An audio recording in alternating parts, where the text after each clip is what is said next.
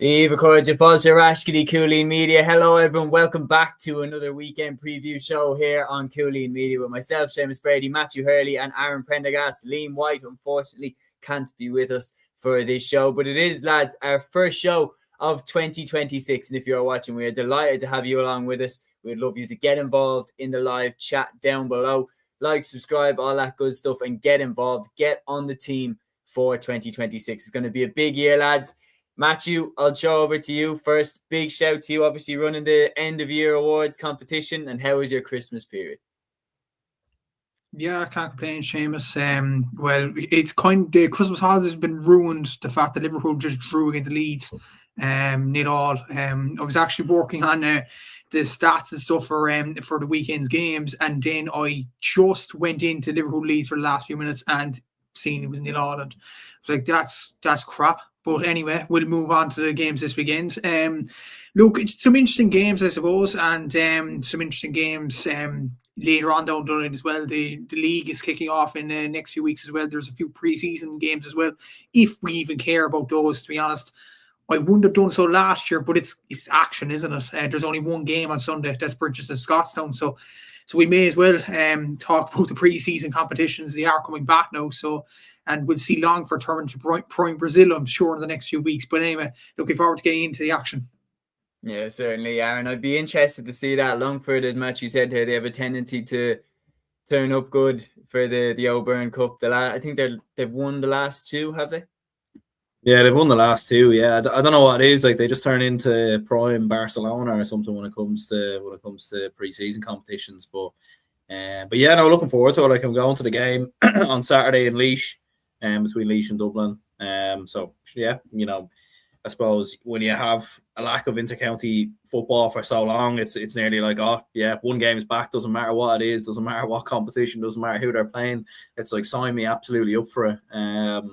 So yeah, looking forward to it. Looking forward to seeing who's on show and everything else. I think aside from that, you're not really too bothered about results or anything like that. It's just to see some football. But yeah, no, looking forward to getting into the games. Happy New Year to everyone who follows the channel, and of course to you lads as well. So yeah, looking forward to getting into it.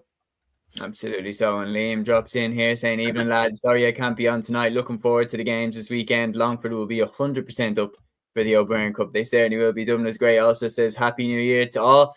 Yeah, we hope everybody that is with us had a great Christmas period and had a great, obviously, New Year's celebration last night. And now we're into 2026 and ready to smash another year out of the park. We're going to start off, lads, by touching on the results of the Fan Choice Awards. So obviously they are all up on the Cúilín Media Instagram page. But Matthew, you are running the competition, just to remind everybody of who won what awards. So the start off, the moment of the year, was Kilbrittain winning the Cork Premier Junior Hurling Championship on the late Oisín Gillane's birthday, of course. Such a symbolic moment.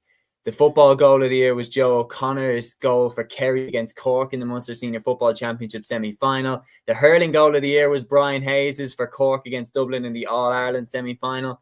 The football point of the year was David Clifford's buzzer beater against Donegal at the end of the first half in the All-Ireland final. What an extraordinary score that was. The hurling point of the year was Decky Dalton's score for Cork against Dublin. That was a boomer. The football game of the year was Kerry beating Cork after extra time in the Munster Senior Football Championship semi-final by 321 to 125. The hurling game of the year was Cork beating Limerick in the Munster Senior Hurling Championship final on penalties. Cork 130, Limerick 227 was the score after extra time. The controversy of the year was the Shorts versus Scorts debacle, which happened in Camogie. The shock team of the year was voted as the Kildare Hurlers. The club of the year was Kilbrittain in County Cork. The team of the year was voted as the Kerry Senior Football Team. The funniest moment of the year was the Cork fan presuming Cork were going to win the All-Ireland and, of course, getting the All-Ireland winning tattoo. The quote of the year was by Ronan Marr after he was accepting the cup after Tipperary won that All-Ireland final earlier in 2025 in the summer. He said, "We carried your spirit with us every step of the way. You were in the dressing room. You were on the field of play. You were in our hearts." And of course, that was in memory of their late teammate Dylan Quirk in a beautiful moment by Ronan Marr. The shock of the year was voted as Dublin knocking Limerick out of the All-Ireland Senior Hurling Championship. The individual performance of the year was voted as Stephen Sherlock's unbelievable display, scoring 16 points for St. Finbarrs against Dingle in Munster Club football final. While the song of the year was, lads, the most slam dunk vote out of the bunch. It was voted as Killa by Kingfisher, was voted as the song of the year. Matthew, you were running the competition. Is there any award that surprised you? Any pick that surprised you? Well, moment of the year, looking at it, just bouncing down on it, you might look at it and say it's a surprise with Kilbrittain winning the award, in fairness. But Kilbrittain, to be fair to Kilbrittain GA, you have to give them a lot of credit. They wanted to win as much as they could on the Cúilín Media Awards, so they shared it on their stories. And look, every club should do it next year. That's basically it. Get your fans to vote, and that's how you win these awards. And look, it was a memorable moment, in fairness, and it was a devastating occasion for the club, obviously, with Oisín Gillan passing away with sudden adult death syndrome. That was just a tragic moment. But this Kilbrittain team has proven the doubters wrong in many ways in going all the way to the All-Ireland final, and hopefully they can get over the line against Eastskey next weekend. So that was a powerful moment, I would say. The scores of the year probably were decent enough score. I think Joe Connors was certainly deserved in the football goal of the year, the hurling goal of the year. Brian Hayes, I think there was good in individual build-up play, but I'm surprised Oisín O'Donoghue against Kilkenny didn't win it, to be honest with you. I thought it was this superb finish to the top corner. Look at the points of the year. Again, football, you couldn't really complain. David Clifford, worthy winner there. Hurling point of the year, probably not really Decky Dalton. I probably would have gone Dermot Healy, but it could have gone either way, in fairness. Football game of the year, I thought without doubt it was Cork against Kerry because of the quality of it. And hurling game of the year, maybe because of the drama of penalties for Cork and Limerick. I didn't think it was the best quality of game, and you could see Marty Morrison wasn't that excited in commentary in it, so I'm not sure that was the game of the year. Probably Kilkenny Tipperary, but that was probably voted. Controversy of the year, again, like the song of the year, I think this was a slam dunk as well as Scarce versus Shorts, because everybody was talking about it, even though it was Camogie, everyone was talking about it throughout the whole year. Shock team of the year, I'm delighted about that award, Kildare Hurlers winning it, because the Joe McDonagh, they won that competition after losing to Kerry in the first round. They proved the doubters wrong, and hopefully they can prove the doubters wrong next year in the Leinster Championship. It will be a challenge, but we'll see what happens with the Kildare Hurlers. Club of the year, obviously Kilbrittain, thanks to their many voters. Team of the year, Kerry footballers, I've already touched on it. I don't think they probably deserve it, but look, other people think they do, but there you go. Funniest moment, yeah, the tattoo was a worthy winner. I think Ronan Marr's a worthy winner of quote of the year. Shock of the year, of course, Dublin beating Limerick. Individual performance, you can't knock Stephen Sherlock for scoring 16 points. And the song of the year was, as you said, a slam dunk with Killa. So I would say 3 or 4 are debatable, but I think the rest of them are pretty much in line with the expected winners there. Yeah, no question there. I missed the last bit of the sentence. I think my Wi-Fi lagged for the last 5 words that you said in the sentence there. But Aaron, yourself, looking at the awards, looking at the end of the year awards, is there anything in particular that surprised you? Any way that you would have strayed from what the results were? Not too much, no. I think a lot of them are fairly spot on, to be fair. Maybe game of the year in football, I probably would have maybe edged a little bit towards Donegal Armagh in the Ulster final, or even the game I mentioned earlier on in the league of Kerry versus Derry. I probably would have maybe edged towards that. The votes did seem very Munster teams, to be fair. I know, to be fair, look, Cork or Limerick or Tipperary won the All Ireland, and you had 2 Munster teams in the final. Kerry winning the All Ireland as well. So a lot of the Munster teams did do very well, to be fair. But yeah, I probably would have gone with Donegal Armagh maybe as the game of the year. But look, obviously we did a 2-hour show a couple of days ago looking at the moment. So if you want to hear a difference of opinions, do check that out. But yeah, probably that's the main one I'd differ on.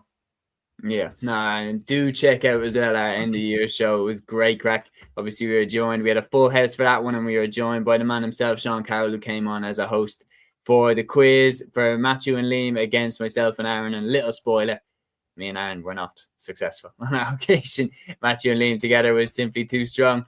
But we are going to jump into the games now, lads, and thank you to Matthew for putting all of these together. We have, of course, in-depth stats on each of the teams that we are going to dive into now, and there are 3 main games that we're going to take deep dives into, and they are the All-Ireland Senior Camogie Championship Final replay and the All-Ireland Senior Football Championship semi-finals, which are taking place on Saturday and Sunday between Brigid and Scotstown and Dingle and Ballyboden St. Endas. But we are going to start off with the replay of the All-Ireland Senior Camogie Championship Final. Athenry against St. Finbarrs, round 2. This is on Saturday at 5:15 in Semple Stadium. Matthew, this promises to be some contest. It does, and to be fair, the drawn game was tight at some stages. Maybe the Bars kind of let it slip maybe in the last few minutes of that game, but to be fair, Athenry, they came back into the game and they deserved it without a doubt. Like, we were talking, I'd say, after the game, and we would have said, like, if the game happened a week before Christmas, we would have fancied Athenry because the momentum would have been behind them after leaving it late on. But now, like, Christmas has passed, New Year's, the festivities, all that has passed. It's now a level playing field again. And you just wonder from an Athenry point of view, if they start maybe as slow as they did, if they start as slow as they did, particularly in the second half, as they did in the original game, could they be in a bit of trouble? And the fact was as well, Orla Callan, the Bars' kind of main creator, was kind of marked out of the game by Dervla Higgins. You would imagine the Bars will have a plan up their sleeve to kind of counteract that.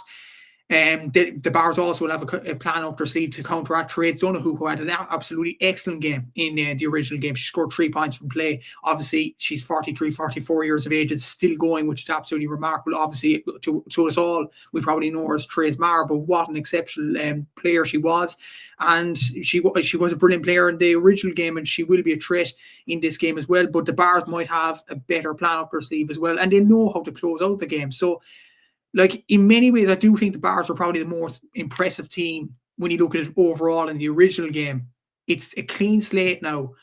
But I think if you were to ask who would have learned more from the last game, Athenry or the Bars, I would have said the Bars in certain aspects in closing out the game in terms of counteracting Athenry's game plan. I think the Bars probably are in a better place going into this replay, especially with this replay happening after Christmas and after New Year's. So, but it should be an interesting game. And obviously, this is the first trophy, I think, handed out in 2026. So, should be an interesting tie. It certainly should be. Aaron, when you're talking about that, like, the stage is set by their previous encounter. Like, there was nothing between the sides. The late equaliser for Athenry obviously sent the game to a replay. Which camp would you rather be in? Matthew was talking about that the Bars learnt more. I think that's debatable. I think the one thing I will say is I think Athenry have more of an improvement to make in their performance. Which camp would you rather be in, Aaron, going into this replay? It's a hard one to know. Like, I'd like to be honest, I'd nearly look at Athenry a little bit, to be honest, in the sense that, like, they probably should have been dead and buried. Like, they should have been beaten. Like, the Bars had them there, and they had a big lead on them. They had to jump at them, to jump on them towards the end of the game, and didn't put them away. And how many times have we saw in the past before where, if you don't take your chances and your opportunities, goes to a replay. It was Athenry who, although Bars were playing the better stuff. Bars were the better team. There's no question about that with how they played. But I just think for Athenry, like, they do have another level to go up on. They do have improvements to go up on. And given what they've achieved so far this season, I think we'd all say their performance against the Bars probably wasn't to the standard that we would have hoped for. A lot of that was down to the brilliant stuff that the Bars did.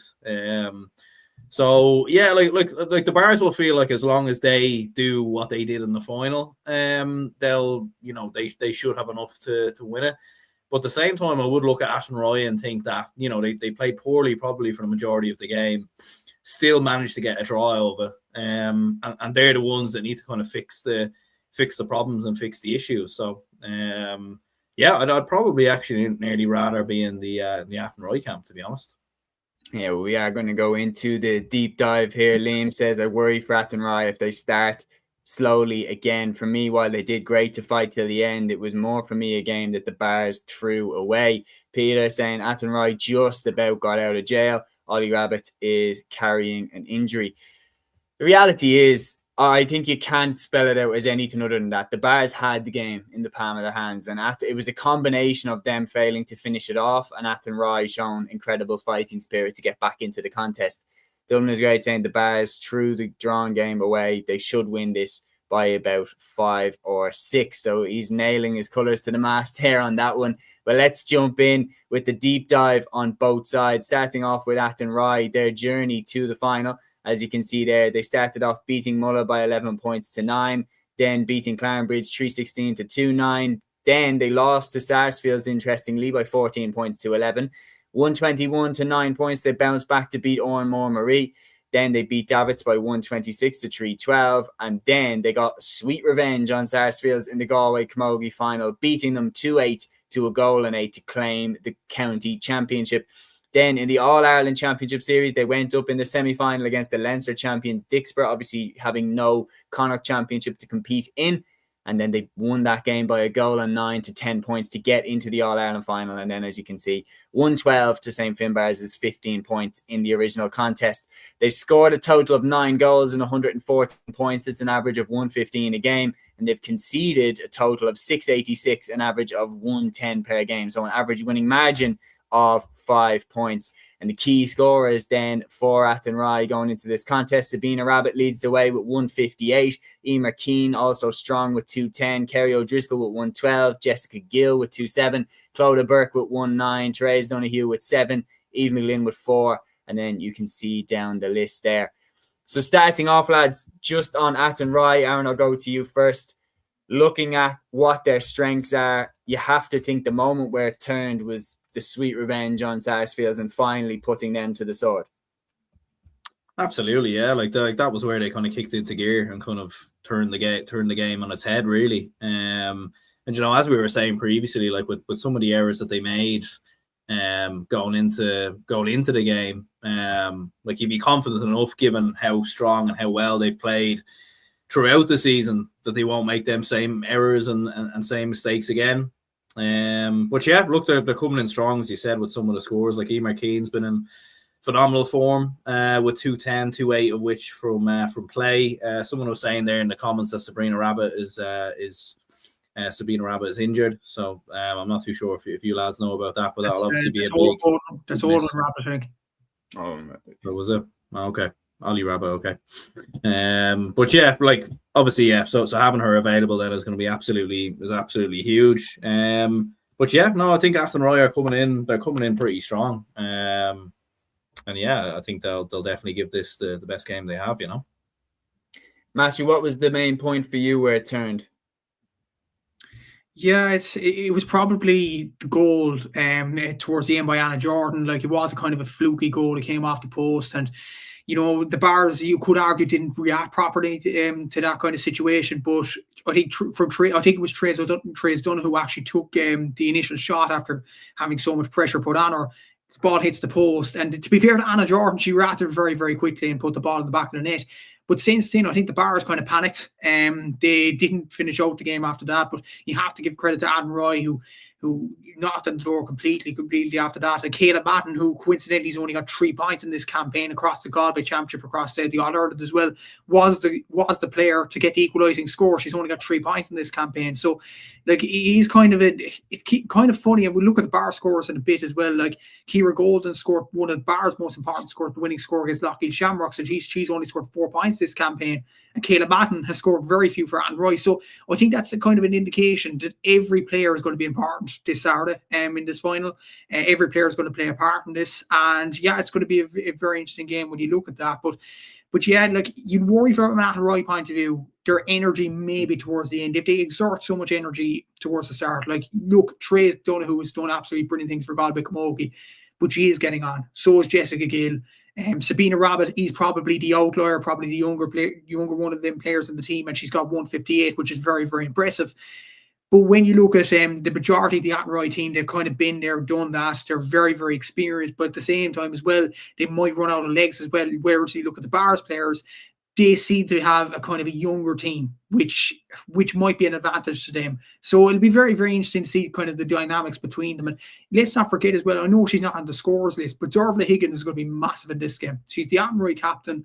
She marked Orla Callahan out of the game. I think she will be absolutely massive in this game. Will she do a better job as she did in the previous game? You would like to imagine from a Bars point of view that it would have done a better job since the last game. So I think Athenry would have to have a plan for that if that does come eventually. So yeah, it's going to be very, very interesting. But I think in defence, in the middle in particular, Athenry are very, very strong. In attack, other than Sabina Rabbit, they might struggle a bit, but we'll have to see what happens. Like Emer Keane has done absolutely brilliant throughout the championship. She was very well shackled in the last game, I would say. So, like, could she catch fire in the next game? It is going to be very interesting to see. How much does the switch of venue change everything on? Because now it's obviously on in Semple Stadium. The Croke Park factor isn't a thing now in this game. Yeah, well, look, it probably benefits the Bars a lot more, you'd imagine. Probably in regards to that, like they probably have a bit more familiarity with Semple Stadium. I don't really think it should change a huge amount, though, to be honest with you. Like when you look at Athenry, like it's not, like they would have been coming to Croke Park originally. It's probably a less of a distance now, in fairness. So I don't really think it should change a huge amount. Like it might just favour the Bars a little bit. But I definitely don't think you should. I think maybe in other games, sometimes you'd look at venue changes as a potential reason for one team having more than another. But I don't really think the venue change should really change much in regards to this.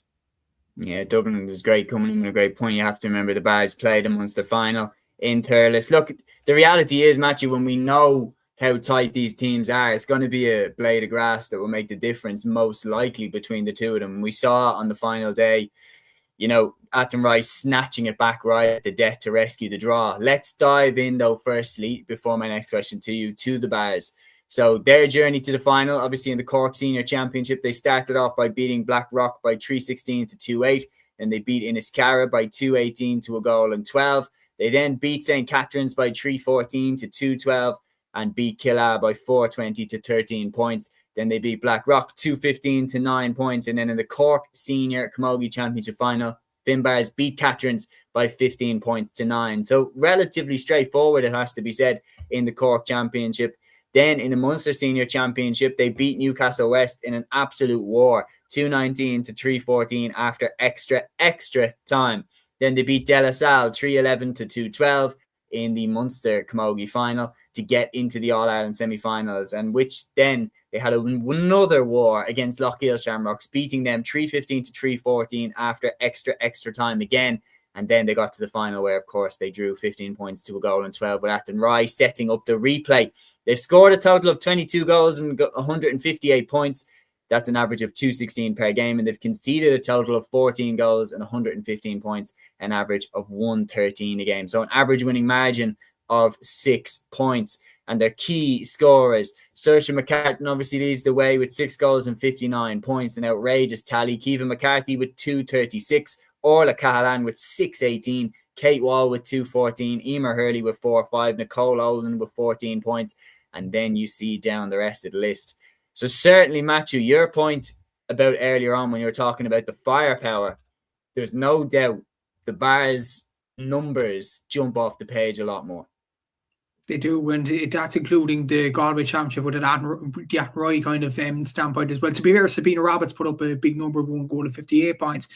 Saoirse McCartan does 6 goals and 59 points. That is pretty good. And to be fair, ever since she has come down to Cork, she has excelled in inter-county and in club as well. Obviously, she is a down woman, and it was kind of an interesting dynamic in the All-Ireland final. Herself and Niamh Mallon both were in the down team a couple of years ago, and they play against each other in an All-Ireland final. It was mad to think that, but ever since Saoirse has come down to Cork, she's been absolutely outstanding. You look at Kate Wall there as well, obviously a West Cork woman. We mentioned Kilbrittain earlier in the chat about the end of year awards. She's actually the Kilbrittain captain's twin, Philip. So, like, she comes from Kilbrittain originally, but she is a very, very good player as well. Orla Cahalan, obviously daughter of Niall, absolute legend of Gaelic football in Cork. Obviously brothers in Conor, Damien, Jack. So she is from an esteemed family. Emer Hurley's very, very good off the bench, I think, from a Bars point of view, and it adds that firepower. Like every time I've seen her come off the bench, she seems to score maybe a goal or a point. Like, she scored a brilliant goal against Newcastle West in the Munster semi-final. She scored a brilliant point as well in the final. Maybe could have put the ball over the bar for the last play. I think it was herself or Ella Wigton Barrett. It was one of them two. Kind of dealt with the ball, in fairness, but they probably should have put it over the bar. But look, Emer Hurley can add a whole lot off the bench, in fairness. Nicole Olden scored 3 points from play in the original game against Athenry, and Like, will she have that kind of a performance in her locker again? I'm not sure. Like, she's been brilliant throughout the whole championship. 14 points from play is very, very good. But Athenry will be a lot more tuned in on her, whereas like they were a lot more tuned in on Orla Callahan, obviously, because Orla is an inter-county player. She's one of the stars for Cork. She's one of the stars for Bars. And she was one of the main players in their win over Lockheed Shamrocks in the semi-final, and particularly the Munster final as well. So obviously, Athenry were going to keep an eye on Orla Callahan, but they will keep another eye on Nicole Olden in this game as well. And with Athenry keeping an eye on Nicole Olden because of the original final performance, does that give Orla Callahan more space on the pitch? If it does, that is serious danger for Athenry, because if you give her any sense of space, she is an absolutely excellent player and she will exploit it. And you've other players there like Ciara Golden, Elliot Wiggins, the Bars, Emma Olden, Ashley Shannon, who really have contributed well for the Bars in this campaign as well. And this has been kind of I would say a long time coming, in fairness. Like Stephanie Punch, I heard her on Off the Ball even before the original game, talked to Owen Sheehan, and she was saying that, yes, like the Bars have only won 3 Cork titles in Camogie. It's hard to believe. 2006, 2024, and 2025. So only 3 titles. They're kind of outshadowed by their men's side in hurling and football. But it is kind of a club that you would expect to have All-Ireland accolades, that you would expect to have Munster accolades. And now they're stepping up to the plate in Camogie now. And it'd be a brilliant achievement if the Bars can do it. Like they'll be the only, if they do it this weekend, they'll be the only club in history to win an All-Ireland senior title in 3 different codes out of 4. So that'll be an absolutely excellent achievement. So look, there's a lot on the line for the Bars. There's a lot on the line for Athenry. It's going to be an interesting game. But the Bars, you look at the firepower that you released there, Seamus, they have serious ones. And they're not just serious firepower because of the numbers. You have inter-county quality there too, and a lot of it. Absolutely. So, well, it's that time. It's that time to make your decision, of course, Joe Rabbit, the Athenry Banish store, as Peter says here. Well, it's that time, lads. Time to nail your colours to the mat. My Wi-Fi went for a few seconds there, but I think I'm back. It's that time to nail your colours to the mat. So the All-Ireland Camogie Club Final replay, Athenry or St. Finbarrs, call it. Matthew, I'll go to you first. I'm going to say, I think the Bars, I do stick by this. I think the Bars would have learned more from the original game, because despite being so far ahead, I think the Bars have much more gears to go up on. There was a lot better performance in the Bars. Orla Callahan, if she gets a lot more space, I do think she can cause damage. And Athenry will have a few other players to think about. The likes of Nicole Olden performed very, very well in the original game, scored 3 points from play.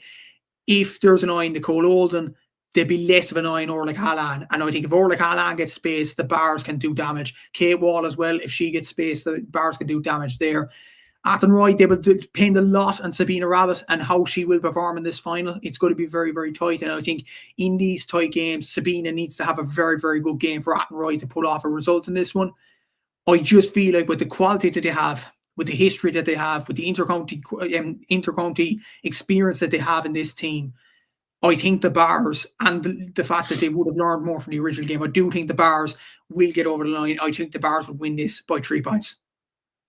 Very good. Aaron? Yeah, I think the Bars will win it as well. I think they do have far too much firepower. Like, even when we were looking through the scores there, like they've scored double the amount that the Athenry have scored, you know, like almost double the amount. Like they've far too much firepower. They've so many different ways that they can hurt Athenry, from the likes of Saoirse McCartan, Keevan McCarthy, or like Cahalan. Like they've so much firepower all across the board. I do think it'll be a lot, like, well, the last game was a draw. I do think it'll be a lot closer than people think in that kind of sense. I think Athenry will push them close, and there'll only be 1 or 2 points in it. And I don't think the Bars will ever have as big of a lead as they did in the last game, but I still think the Bars have, and you know, far too much firepower, and they'll win it by 1. I'm actually going to go the other way. I think Athenry are going to do it. I think when you look at their journey to the final, beating Sarsfields, beating Dixborough, beating the last 2 clubs to win the All-Ireland, and the position that they were in, Finbarrs had them on the ropes and failed to finish them off. And yeah, that's partly due to Finbarrs not closing the game out, but it's also partly due to Athenry's fighting spirit and the leadership from the likes of Therese Donoghue. So I think in a really, really tough battle, I could see Athenry shading it the same way they shaded it against the likes of Stars, the likes of Dixborough. Sabina Rabbit will be key. She'll need to have an unbelievable game, but I think she will. And I think in a tight game, I think they might shade it by a point. So I'm going with Athenry. But only time will tell. We'll see what happens. But yeah, that's the Camogie final. Peter nailing his colours to the mast says the Bars by 5. I might regret that pick because I do think that the Bars have the capability to run up a big tally. I do think when you look at the forwards, I do think that I could see a world where Finbarrs actually run away with it. And I couldn't see that on the Athenry side. I don't think that they have the same firepower, but I think they're very, very solid. And I think that's why I'm going with them. And next up, we are going to move on now to the All-Ireland Senior Football semi-finals. And we're going to start off with the clash on Sunday. And what a game this promises to be. St. Brigid's of Roscommon and Connacht going up against Scotstown of Monaghan. And finally, the Ulster champions for the first time since 1989. They clash in the All-Ireland semi-final on Sunday at 3 p.m. at Breffni Park. Aaron, this one has a cracker written all over it. Yeah, absolutely, it should be. And I think the great thing about the All-Ireland Club Football Championship is that it does feel quite wide open between all 4 teams. Like, I think you could make a case at this moment in time for any team to potentially go and win it. And I think the same applies here as well with these 2 teams. You know, like, you know, if one of you lads said Brigid's or Scotstown, and I went the other way, like, you know, you could make arguments either way. But yeah, it's going to be interesting. Like, I think Scotstown have got all the like flair and the attacking kind of talent. I think Brigid's probably more so have the know-how and the physicality around the park. I think system-wise they're probably set up a little bit better as well.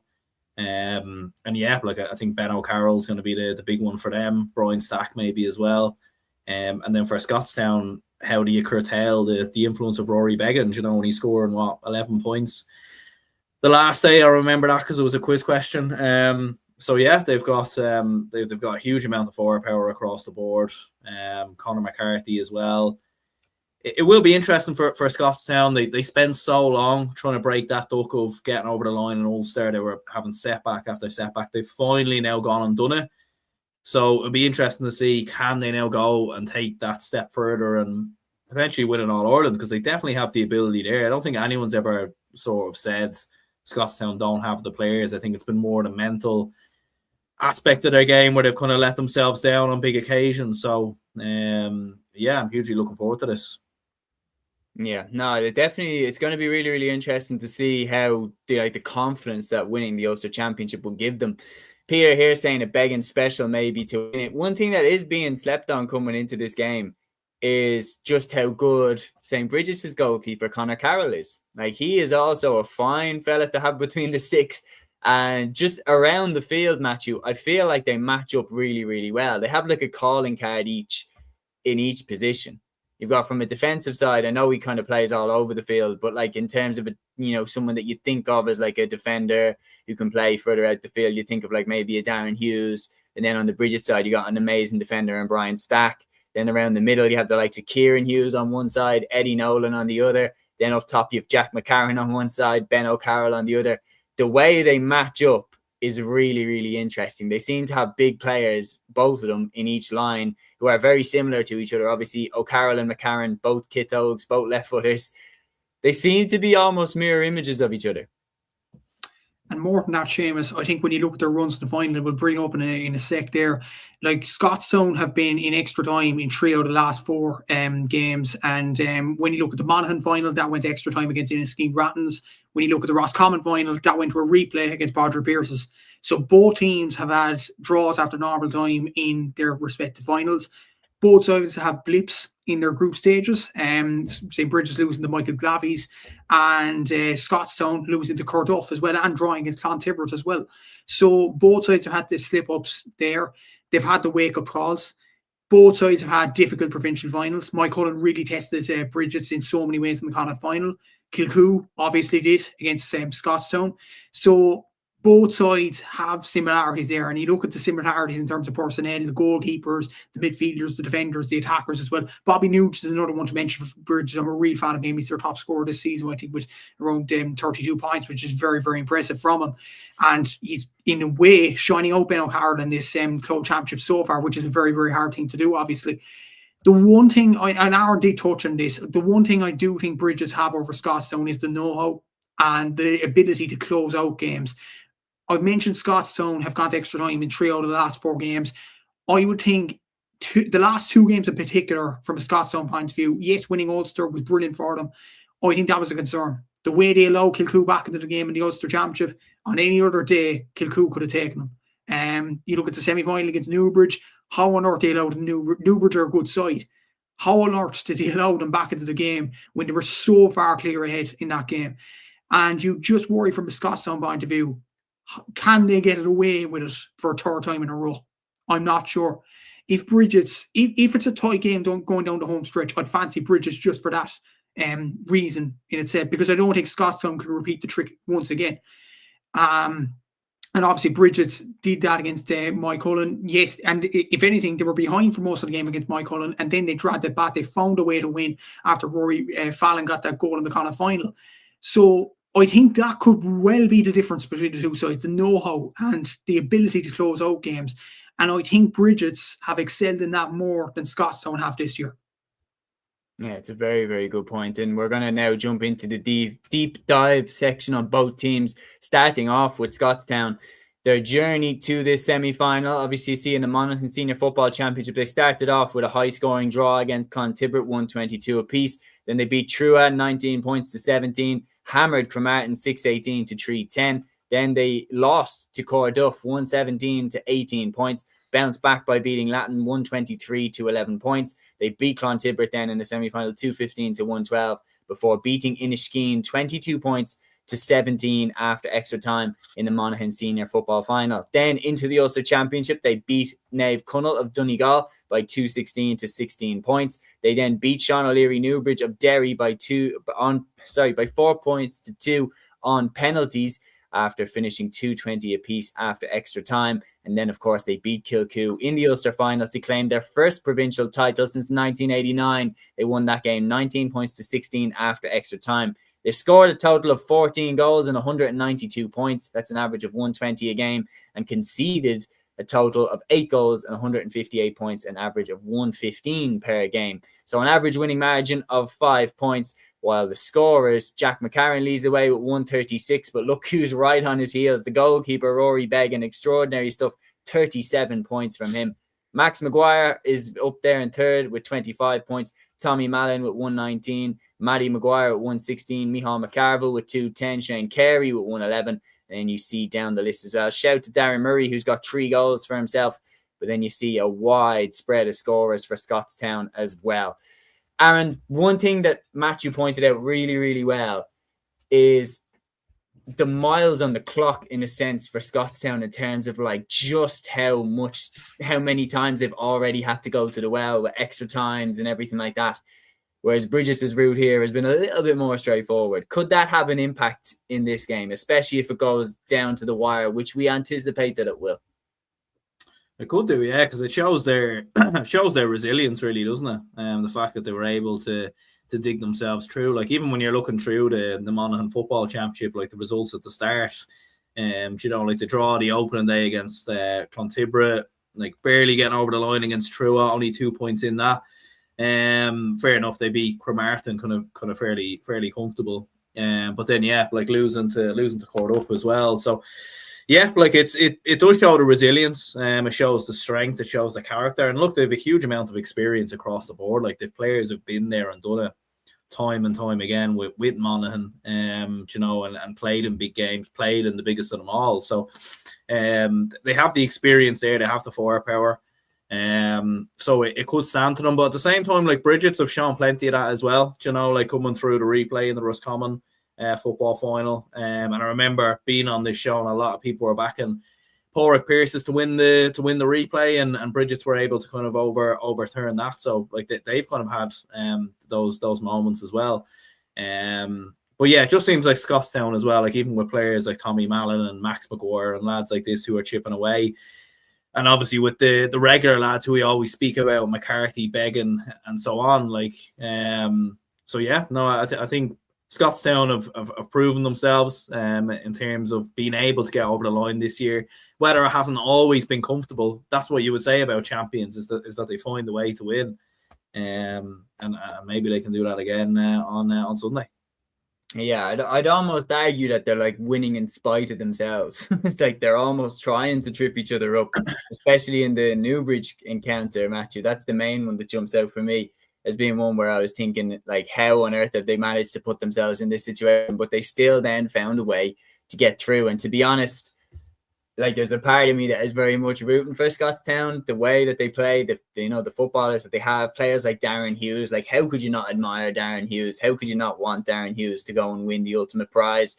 And then their manager, David McCaig, as well. I had the pleasure of meeting him one of the days out with TG4, just an absolute gent. And, like, again, I'd be delighted for him personally if Scotstown were to go on and do it.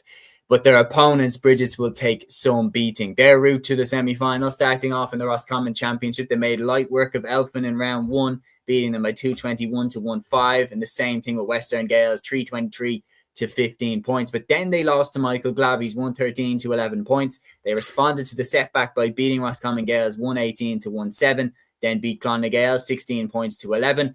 In the Roscommon final, the first day out was a draw against Pádraig Pearses, 115 apiece. But in the replay, Brigid put Pearses to the sword, 116 to 112. Then in the Connacht Senior Football Championship, they beat Ballina Stephenites of Mayo by 121 to 38. And then in the Connacht final itself, they beat Moycullen of Galway by 116 to 114 to claim the provincial title. They've scored a total of 10 goals and 157 points. That's an average of 118 a game, and conceded a total of 9 goals and 100 points. That's an average of 111 per game. And their key scorers then, Bobby Nugent, as Matthew said there, leads the way with 32 points. Ben O'Carroll hot on his heels with 128. Connor Hand with 16 points and Eddie Nolan with 3-7. Shane Cannan with 15 points. Also huge contributors as well. Kieran Sugu with 112 and Paul McGrath with 12. Rory Fallon and Brian Derwin with 1-9 apiece also deserve a shout. And then you see down the list there, again, Brigid's have a wide array of scorers. Matthew, what game was it? Similar question to the Athenry one. What game was it for Brigid's that you think was their toughest test? The one that has asked the most of them up until this point? It's a tight one between Pádraig Pearse's game, the original game, and the Moycullen Connacht final. I do think Moycullen probably had more in them in the Connacht final, so I had to go for the Brigid game. I think that really tested their mettle in so many ways. They could have lost it at certain stages of the game. They got over the line eventually. I think they were very, very impressive in doing that. In a way, though, you could argue the Michael Glavies game kind of changed their season because it kind of made them wake up a bit. I know they lost the game and it was a group game and it was only deciding quarterfinal placings, but we've seen so many teams across the club championship and so many, maybe as you might call them, big dogs, slip up in a group stage game, and then the next day the confidence just isn't there, and they start to slip up even more. Like, I think, for example, down in Cork, Castlehaven, big favourites against Newcestown. They lost the game against Newcestown, and then they fell apart in the quarterfinal against the Bars. Normally, when a shock defeat hits a team like that, sometimes they could fall apart in the next game. But this Brigid team has so many experienced campaigners, so many experienced players. They know how to get over the line, that they kind of knew how to dig themselves out of that situation. And I think that was very, very impressive from them. And even to beat Roscommon Gales the way they did in that quarterfinal after the Michael Glavies game was very, very impressive. 11 points. Like, that's nearly the game over with, quarter of an hour left, even half time. Like, I watched one of the games to prepare for this as well and look at stats and stuff like that. They beat Western Gales in the second game. It was 323 to 15 points. But I think the score at halftime was something like 215 to 5 points. The game was over. And they have this sort of, if they have a run on a team, they can power on. And I think that's going to be very impressive from a Brigid's point of view as well. And yeah, like, I do think they have more experience in Scotstown, which will add to it as well. And they know how to close out games in normal time, which is very, very impressive as well, because there were stages in the Moycullen game where Moycullen were kind of pulling them back after the Rory Fallon goal, but they still held their own and they went over the edge and they got over the line in the end, which was very, very impressive from them. I wanted to ask Aaron a question on this, and this revolves around Scotstown and maybe about Brigid as well. For Scotstown, being involved in 3 extra times and 4 times, yes, it does show that they have resolved, but at the same time, 2 games in particular against Newbridge and Kilcoo, the game should have been put to bed a long time ago. and Scotstown didn't do. Kilcoo only scored, what was it, 2 points in the first half, and Scotstown didn't put them away. Would that be a concern in your opinion for Scotstown when you look at the way Brigid have put away teams on their run? It definitely would be, yeah. It absolutely is. Like if you're not putting teams away, and you're looking at it from that angle, then absolutely, yeah, it is a concern. In regards to that, I think ultimately though they still have gotten over the line. Do you know what I mean? They've still gone down the other end, although it hasn't been pretty, although it hasn't been perfect. They've still popped up and got big points in big moments, and it's probably down to the sheer quality of the team that they have, that they've been able to dig themselves out in these moments. There is only so much you can get away with that. Like it's rare you see a team win an All-Ireland that way, where it's just every game is a basket case, and that's where you would say where they could potentially get caught.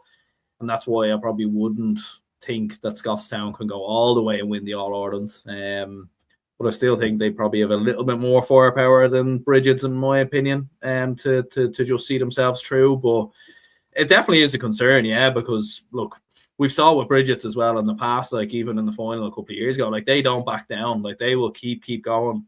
And even against like if Scotstown have a 7-8 point lead, like it's going to give Brigid's are always going to be there, you know, and it'll be in the back of their heads, and I'm sure it'll be trained into them by management that, you know, like if a lead gets too big, you're always still going to be in it. You're always still going to have a chance. And for Scotstown as well, like when the going gets tough as well, you know, they probably fall back into that pattern again of here we go again. So yeah, definitely does make an impact. There's no doubt about it. There is the positive side of building the resilience, but you know, there is only so much you can get away with that, I suppose. It is really interesting to look at, like, are they almost addicted to that? Like in a way that even in a situation then where they're ahead, they always somehow end up in a battle that goes right down to the wire. Gavin O'Reilly and Shane coming in with some good comments here. Gavin saying Brigid's got the job done in Connacht. They were solid, but they would have to improve defensively and on their kickouts in order to win the big prize. As a Rossi, that Michael Glavies was the equivalent to when Meath bet Kerry and kicked them up the arse. Matthew just said that as I was typing. Gavin says, if I feel like the quality in Ulster is harder, I feel like the quality in Ulster is harder than Connacht when looking at this. Moycullen were solid, but Ballina were meh. Kilcoo and Newbridge just seem to have more fight overall. I would agree with that. I think it's more difficult to come through Ulster than it is to come through Connacht. And I think there's a reason why, you know, God, what am I saying? But there's a reason why, like, Kilcoo have won the All-Ireland out of Ulster very recently. Waddy Graham's Glen have won the All-Ireland out of Ulster very recently. They tend to have teams that are always in the final competing or one of the favourites and everything like that. And every year since we've been doing the pod, at the start of the club championship, you're looking north for a serious contender as well. You're looking at the Kilcoos, the Glens, and now the Scotstowns. So it's going to be very, very interesting to see how it goes. Shane down here, Dangan Kush and Brigid's to just about get over the line. So nailing his colours to the mast there. But of course, now it is that time. Aaron, if you want to throw it to myself. No, actually, Matthew, I'll give this one to you. Matthew, if you want to throw it to myself and Aaron, tell us to call it on what we think between Scotstown and Brigid's for this one. So both sides have tested themselves in many ways in the Ulster Championship and the Connacht Championship throughout the way. But who do you think will get over the line in this All-Ireland semi-final? It should be a tight encounter, but who do you think will get over the line? Seamus, I'll go to you first. It's very well put. It's a massively difficult one to call. Like, you're looking at the routes that they've both taken to get to this semi-final is unbelievable. Especially Scotstown have had to battle through every game. I'm going to shade this one to Scotstown. I just think you have to pay respect to the victories that they've had over the likes of Kilcoo, over the likes of Newbridge. I think they've earned their crust now. Like, you have to shade it to them when you're looking at the form that Rory Beggin's in, the form that Jack McCarran's in, players like Darren Hughes, Kieran Hughes, everything like that. This game will be a battle. Like, there's no question about it. It's going to go down to the wire. And Scotstown have a proven track record of getting over the line now this year when the game goes down to the wire. They did it against Kilcoo, did it against Newbridge. They did it in their own county final against Inniskeen. They have a proven track record of it. And I think in the dying moments there, they have the clutch players like Rory Beggin, like Jack McCarran, to make the difference, to make the 1.2 point difference that it's going to take. Brigid's are sensational, but I'm going to shade it to Scotstown. Aaron?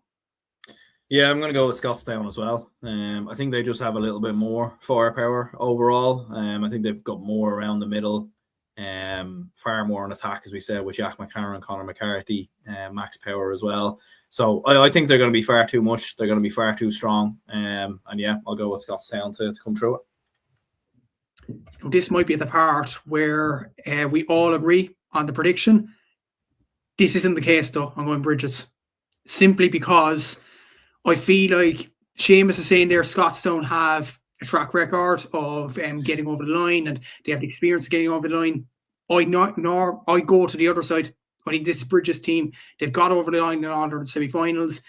This club has won an All-Ireland title as well.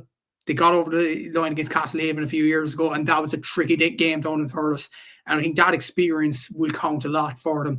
With Scotstown, they have fantastic players. I think Rory Beggan will be a massive player. But at the same time, if Brigid's play smart, and I'm talking about play smart, if they don't concede frees outside the 2-point zone, and if they don't concede frees outside the 2-point zone, and particularly in a central area, and I think Brigid will have copped onto that. Look at Rory Beggan's record. Look at the scores there. I think Scotstown will be in a bit of bother there. And I think Graham Souness said this, and switching over to other sports now, but I've seen Graham Souness say this about Tottenham Hotspur reaching the Champions League final in 2019. You can't keep getting over the line when scraping wins in the last few minutes or getting through extra time. I think this Scotstown team have done this in the last few games, and I feel like Brigid's have got over the line with, professionalism, if that's kind of a word. So I feel like Brigid's have the experience to get over the line, and I feel like Brigid's will get to the All-Ireland final in the next few weeks. Yeah, I do want to say there as well, lads. Max McGuire is what I meant to say. I think all the Christmas beer and the turkey and everything has gone to my it's gone to my head there. So yeah, we'll just move over that one. What have I missed? I'm so confused. I think I said Max Power or something like that, and then I was like, as soon as I said it, I was like, no, that's completely wrong. Yeah. No, I thought you were just saying like they're at maximum power. That's genuinely what I thought you were saying. I thought you were like Scotstown are at maximum power. I was like, I'd never heard you say that before, but we'll go with it. The comments are divided on this as well. Dublin is great, says Brigid's to win by 1 after extra time. Peter says we'll go to extra time. Cue the drama, begging to nail it with a 2-pointer. And Gavin O'Reilly saying the West is away. Roscommon double. I'm going to go with Brigid's and Strokestown to win at the weekend. All of them I could see happening. Like all of that I could see happening. I could see Beggan nailing a 2-pointer to win it. I could see Brigid's winning it after extra time. The one thing that seems to be a common denominator is a lot of people think it's going to go to extra time. But we'll see how it all unfolds on Sunday at 3 p.m. And that game is, of course, live on TG Caher. Now, the other semi-final, this one is also going to be a barn burner. Dingle against Ballyboden St. Enda Saturday at 3:15 in Porky Queeve. And this one is also live on TG Caher. Matthew, it's in your home county. What are you expecting from this one? First of all, to answer any questions in the comments, put up their hands. Am I going to the game? No, I'm not. I'm not watching a Kerry and Dublin team playing Parky Keeve. You kidding? No. Yeah, that's fair. Anyway, we'll move on to the game. Look, I think this is a semi-final that probably has the underdogs in terms of the All-Ireland. I think Scotstown and Brigid, a lot of people will point towards them as the All-Ireland favourites. This side of the draw, I don't think has that favourites tag. I think, again, like the Bars Munster final, a lot would have depended in terms of predictions on Mark O'Connor's availability for Dingle. And as Mark Murphy has confirmed over the last few weeks, and Dingle have confirmed it themselves as well, Mark O'Connor will be available for this game because his AFL club have allowed him, Geelong have allowed him to stay for another few weeks. So I'm sure Ballyboden will be quaking their boots at the news of that. So it will be an interesting game. Look, you have Mark O'Connor coming up with Cian Darcy, which is a very interesting kind of matchup. You have up at the forwards from a Dingle point of view, you have, and we'll bring up the scores in a sec. Like out of their top 5 scores, 4 of them are Gainies. which kind of shows the family feel in the Dingle team with Paul, Connor, Dylan, and Niall. Niall is probably an underappreciated hero, in fairness. Thomas Sullivan has done really well for this Dingle team as well. Tyde de Bruyne at certain stages as well. So, look, Dingle have their firepower, and it is going to be interesting to see them as well. And they do have very, very good defenders. Like, they haven't conceded much goals as well, which is very, very impressive considering the size that they have come up against. Ballyboden, yes, they have won Dublin, and that is a very good achievement. But I question I would say the high quality that they've come up against in this championship. Like, I'd say the only sides that they've come up with really high qualities arguably Cúilín in the Dublin championship. The rest of it, Cúilín for sure. Cúilín for sure. But when you look at the rest of it, Nafina, I'm not entirely sure. Ballantyre St. John's, not entirely sure. Castleknock provided a bit of a test there, but it was a low scoring encounter. So that was a game where like Castleknock were always at arm's length. Do you know what I mean? Like, you never bought for a second that Castleknock were going to win, and it was like slightly disappointing this year, Aaron. I'm sure you'll agree that the gap between the Cúilín, Kilmacud, Nafina, Bowden, the gap between the semi-finalists and the rest seemed way bigger this year than it has in previous years. 100%, yeah. And it does feel like that gap's ever so much growing, kind of year on year. Like, especially when Ballyboden are able to get lads from other counties. Nafina obviously do the same. Same applies with Kilmacud Crokes. Like, there's no, we're not signaling out one club in particular. It is the way of the Dublin Club Championship that a lot of these teams are able to bring in players from other counties, like with Ballyboden having Cian Darcy, with Nafina having Keelan Sexton, Crokes having Shane Walsh, just to name a few. Like, there's a few others obviously within the ranks there as well.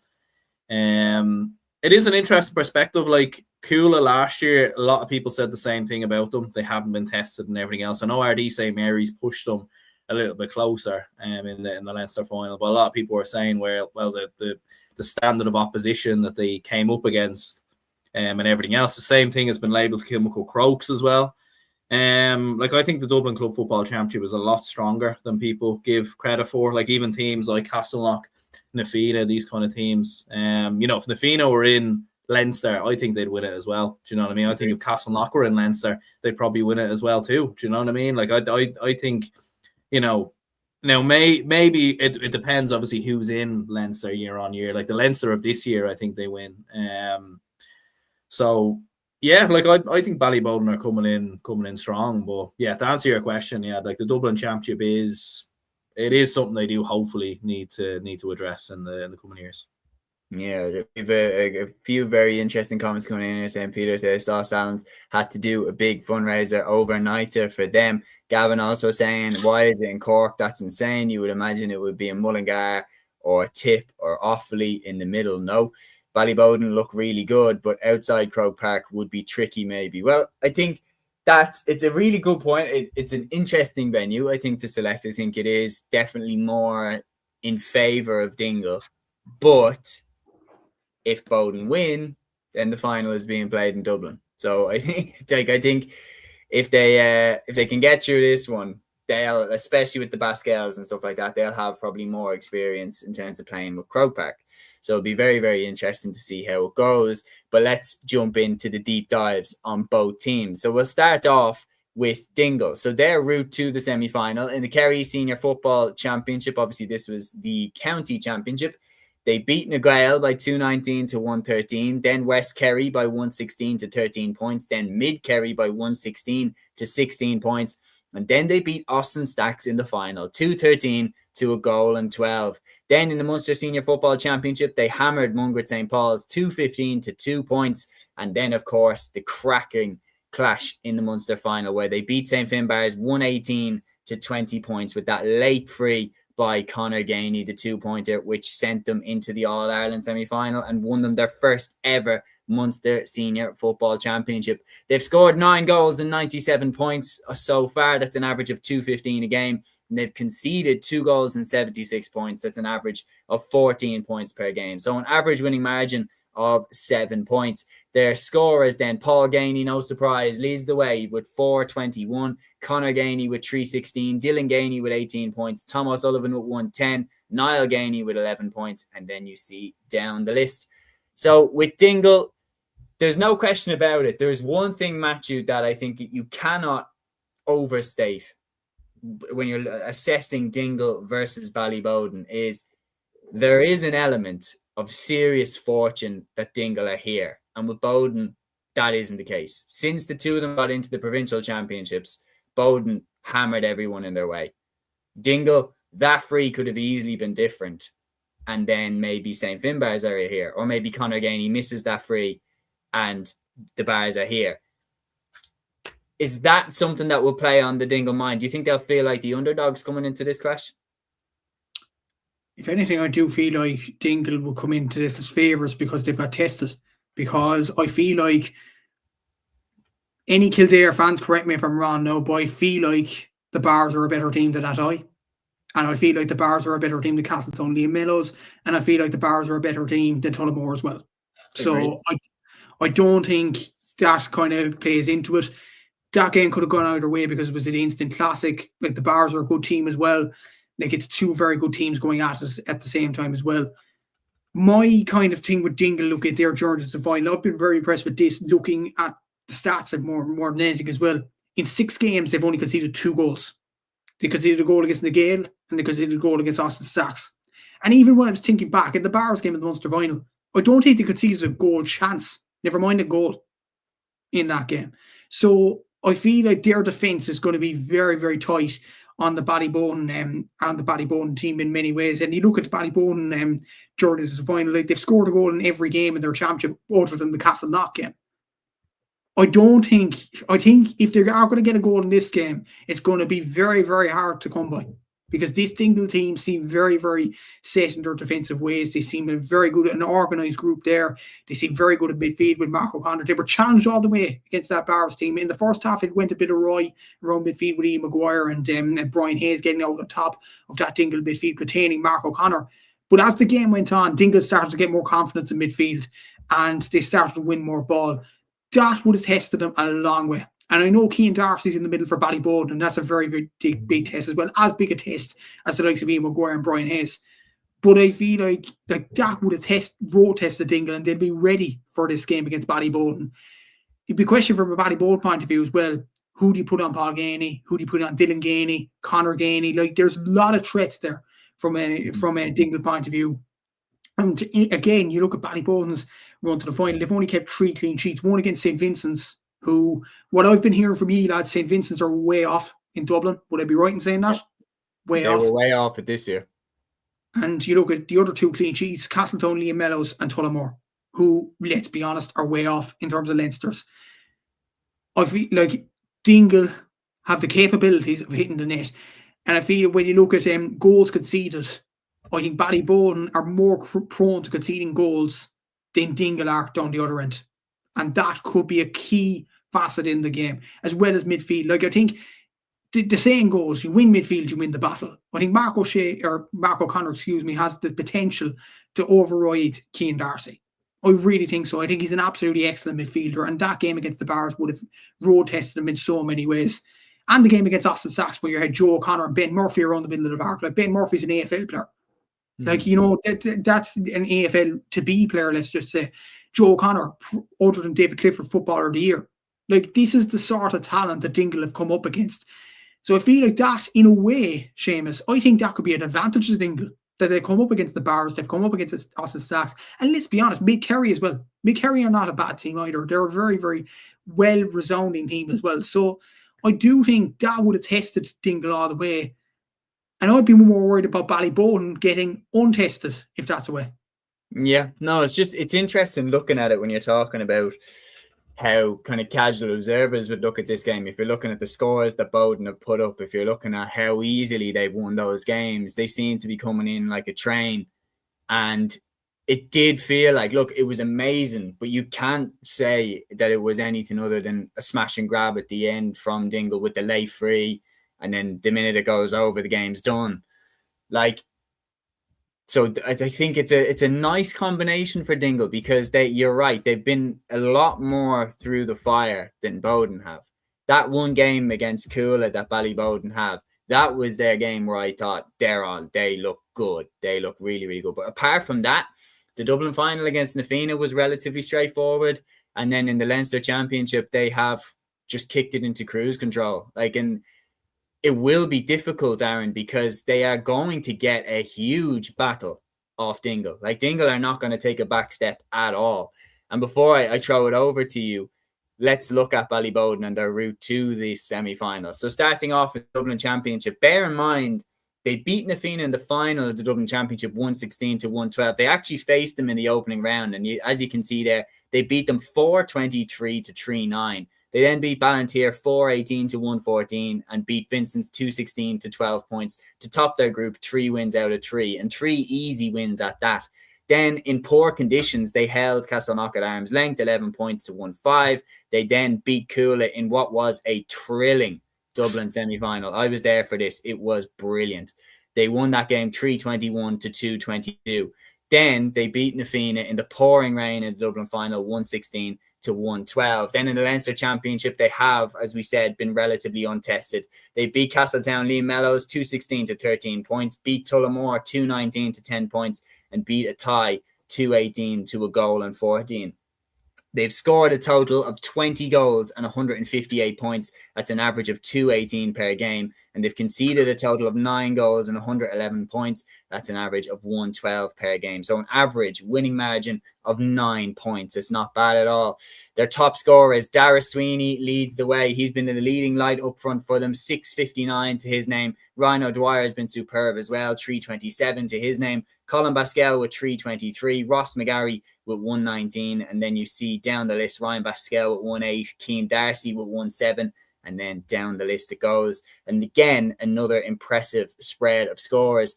But Aaron, obviously, we've been paying a lot of attention to Bowden the entire way through. What's been your take on them? What have you made of them this year?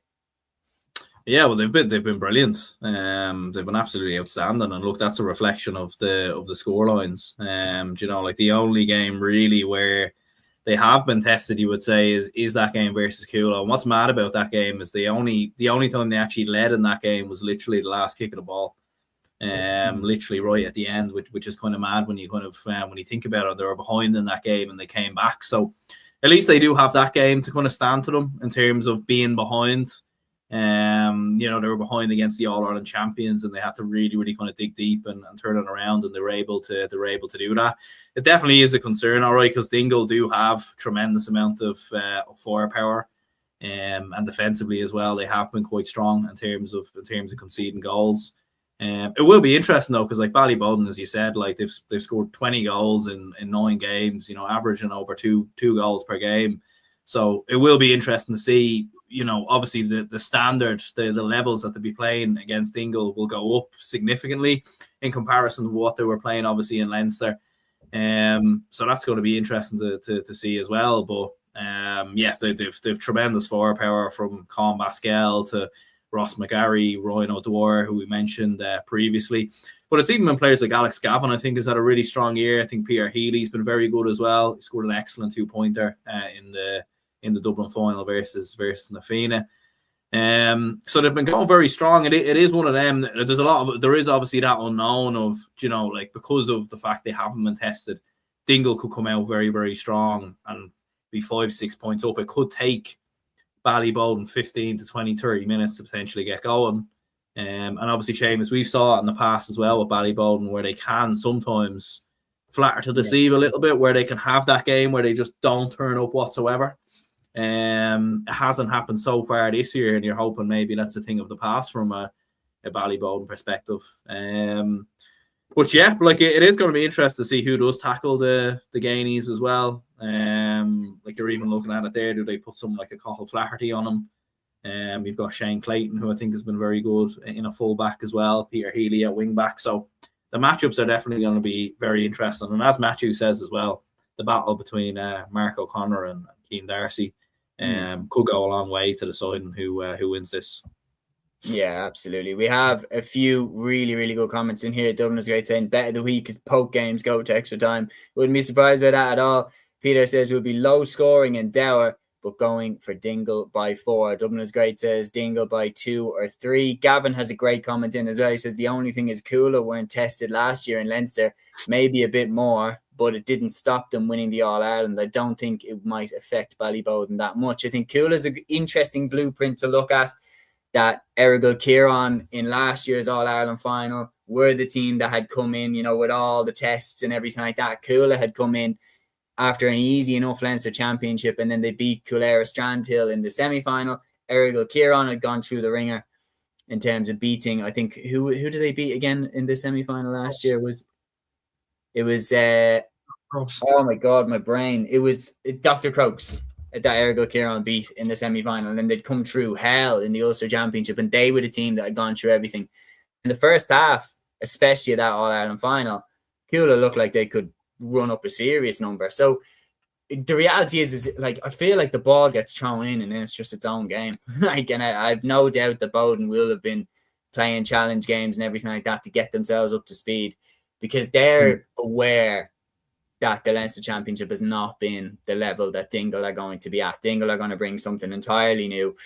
Dublin St. Cúilín did get tested by Tullamore. It was 110 to 10 points in that game. It was, but I think there were other games that Cúilín had that weren't particularly difficult. Now, it's that time. Aaron, you're pushing us to call it this time if you want to take it away. Absolutely, lads. Yeah, well, I think it's definitely set to be a cracking game between Ballyboden and Dingle. So, Matthew, I'll throw it over to you. Let's call it. Who are you predicting to win it? Not saying I want this to happen, but here it goes. I do think Dingle will get over the line this one, simply because I think they have a better defence. I think they've been road tested. Mark O'Connor being available is a massive coup for Dingle. Paul Ganey, Conor Ganey, like those amount of threats, I don't know how Ballyboden keep up with them. It's going to be very, very difficult to see. And I think the lack of maybe tests might catch up with Ballyboden in the end. Look, I've watched Ballyboden a few times. I watched them in the game against Athy. Okay, they were good, but Athy weren't that great. I watched them against the Fianna, and I didn't think they were that great. I'll be honest with you, in the Dublin final. I've watched Dingle a few times against Austin Sachs and against the Bars, and I thought they were very, very good on both occasions. I think those games really tested Dingle in a way as well. And I think Páirc Uí Chaoimh is a massive factor as well. I think one of the comments actually was going after me saying that Paul Ganey, Conor Ganey, Dylan Gailey are used to winning Páirc Uí Chaoimh anyway, which is true. I'm going to concede that it is true. They are well used to doing that. So I think they're more used to the Páirc Uí Chaoimh pitch. I don't think much of the Ballyboden players have played there. So I think that is a definite factor as well. They know the surroundings of Páirc Uí Chaoimh, Dingle, and they know how to get over the line in those sorts of games in Páirc Uí Chaoimh. I think Dingle will go over the line in this one, and I think Dingle will win this by 2 points. Seamus, what are you saying? Very, very, yeah. And Matthew puts it really, really well, especially with the Páirc Uí Chaoimh factor and the fact that most of the Boden players probably haven't played there. But I am still going to shade it to them. I'm going for Ballyboden to win this. I think I just can't shake that I was there to see. I'm going for Ballyboden to win this. I was there for the Dublin football semi-final in Parnell Park. It was a thrilling contest. Cúilín had Ballyboden on the ropes. They were 5 minutes away from going out with the Dublin Championship, and the way that they rallied and turned the game around and eliminated the All-Ireland champions was so impressive.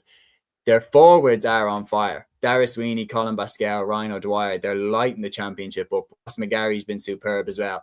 They have such a range of firepower. And then around the middle, they have one of the best midfielders in Ireland right now in Kane Darcy. He is unbelievable. And at the back, they have the likes of Shane Clayton, Brian Bobbitt, Alex Gavin, who's superb as well, driving forward from the half-back line. They're strong all over the field. And I feel like in a game like this, you need squad depth. You need and Boden have that in spades. I think it's going to be extremely tight. And the questions of whether Boden have been tested in Leinster, I don't think they have. But I think that game against Cúilín showed to me that when they do get tested, they have the answers this year. So I'm going to shade it to them. Dingle have been fantastic, worthy Munster champions, worthy Kerry champions.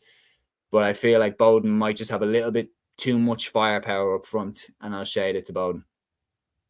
Yeah, I agree as well. I'm going to go with Ballyboden as well. And what you do forget is, whilst it is a new team in getting to this kind of stage of the competition, you do have all other winners there in the likes of Colin Pascal. You have Ryan Pascal, who still is in the squad you do have players who have been there and done it. You have people around Ballyboden St Enda's who've been there and done it in terms of the All-Ireland. You have coaches, you have preparation and everything else that goes into it. So, I think Ballyboden St Enda's will be a lot stronger. I think Dingle do have a tremendous amount of forward power in terms of their attacking players, in terms of the gainies and everything else. But I think defensively they are weaker than what Ballyboden are. And I think Ballyboden can exploit that. And I know they've only conceded 2 goals, but I still think Ballyboden can get them and hurt them in that area. So, yeah, I'll go with Ballyboden by 2 points. It's going to be fascinating, isn't it? Like, we've got some serious games this weekend. Gavin's saying I might go with Ballyboden just about. I don't want to be disrespectful to Dingle, but I think Finbarrs would have won this game. They looked class in the Munster final. I think Stephen Sherlock would have torn this game up for the Bars if he was in it. And it would have been very interesting to see how that would have played out. Just to give a big shout as well before we wrap up, the intermediate football semi-finals take place this Saturday at 1:15. On Gaeltacht take on Salins in Porky Queeve. And in the other tie, Scotstown face Glenullen at 12:30 in Ballyshannon. Aaron, I'll go to you first on these. What's your take on these 2 games? Any of the 4 that stand out to you? Yeah, look, well, I know Gavin, who often tunes into the channel, there is a big Scotstown man, so we'll go for Scotstown to come through there. I know Paddy Bradley is involved with Glenullen. I think Owen Bradley's still playing with them as well, so they do have some very good players. But we'll obviously see what kind of happens in regards to that one. And then the other one, who's playing again in the other game? On Gaeltacht against Salins. Gaeltacht versus Salins, yeah. Like, I don't know. I'll throw it over to you lads. I wouldn't know too much now about either of them two, so I'll throw it over to you lads if you have any opinions to maybe offer in regards to that.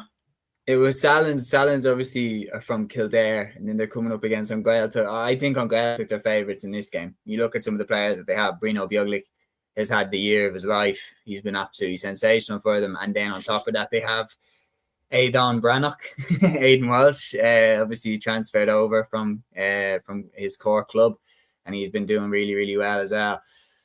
I've been impressed with on Gaeltacht so far in the highlights that I've caught and the clips that I've seen. I haven't got to watch a full game of them yet, so I couldn't say it with 100% chest that they're going to win. But if I was pushed on it, I'd probably I'd go on Gaeltacht and Scotstown. Matthew, what are you thinking? Yeah, I'd go for on Gaeltacht and Scotstown as well. Like on Gaeltacht, you mentioned Nero Begley and obviously the Cork man himself and Aidan Walsh. Like, they have had fantastic seasons. They beat Fossa in the Kerry final. That's very impressive. Obviously, Fossa have David Clifford in their ranks. I'm not sure the Pod Clifford playing that game. I'm not entirely sure of that off the top of my head, but that was a very difficult game against Fossa and they got over the line in it. And against Ahabullock, they were very, very comfortable in that final. So I'd say on Gaeltacht will win that game. Look, Salins have some very, very good players as well. The likes of Luke Killian, the likes of Colm Dalton, who would have been Kildare under 20 teams down through the years. So they will be providing a test, but I think Gaeltacht are very, very strong. And the position that they are in Kerry, I think it's the 10th best club in Kerry. That's very, very impressive. So I think Gaeltacht will get over the line there. The other semi-final, Scotstown, I think looks stronger than Glenullen in fairness. Like Glenullen, look, they do have some decent players, but probably aging. The likes of Paddy and Owen Bradley, like they are aging players of 39, 40 years of age. I don't think that will be enough to get them over the line. And when you look at Scotstown, their star man is at the other end of the spectrum, Shane McGinley. You know, that Roscommon player that scored the belter of a goal this Tyrone. He's in this Scotstown team. He's a very, very talented player. So I would fancy Scotstown, as well as that they won the Roscommon Championship in senior level a few years ago. So like, you'd have to be favourites for the intermediate if you managed to do that in the last few years. I think on Gaeltacht Scotstown will be an interesting final if it does come to that next weekend. I think it's on Gaeltacht Scotstown will win it. I think Salins have more of a chance to beat on Gaeltacht than Glenullen do against Scotstown, but we will see. Yeah, there's no doubt about it. Gavin here with a good point says Insanity, it's in Donegal. Fermanagh or Tyrone would have been in the middle of Scotstown and the Derry team, who actually close. Antrim as well. I don't want to sound like Jimmy, but I don't get it. And then Shane here saying all 3 Kerry teams to progress, in my opinion.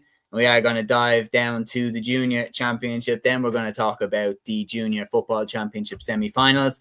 And we have, of course, Ballymacalligan going up against Grange Nolvan on Saturday at 2 p.m. in Rathkeale, while in the other tie, Kilteena go up against Clocker, Era Og on Saturday at 12:30 in Carrick-on-Shannon. Matthew, I'll throw it straight back to you. What's your thought on these two games?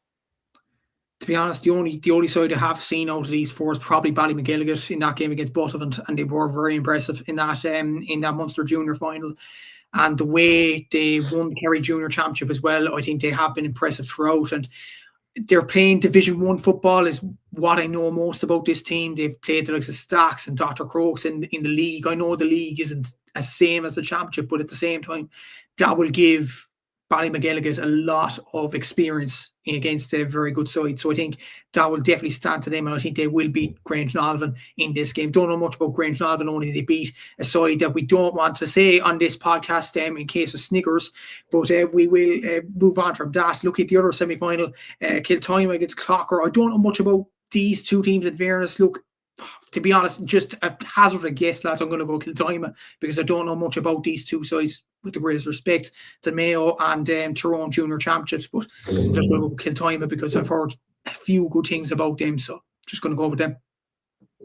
Very good. I think that brings an end to the show, lads. We have dived into all of the games that had taken place across this weekend, and that brings an end to it. And big shout as well to everybody that got involved with the end of year awards and everything like that. It really, really was a lot of fun discussing it as well on the end of year show. Do check that out if you haven't already. But nearly boxed the mic into the computer. But we're going to wrap it up there, folks. Thank you for joining us. We'll be back, as Peter said, on Sunday at 8 p.m. to do a full weekend review going through all of the games that we previewed in this episode. But until then, ta-ra. Instinct, baby. Follow your instinct.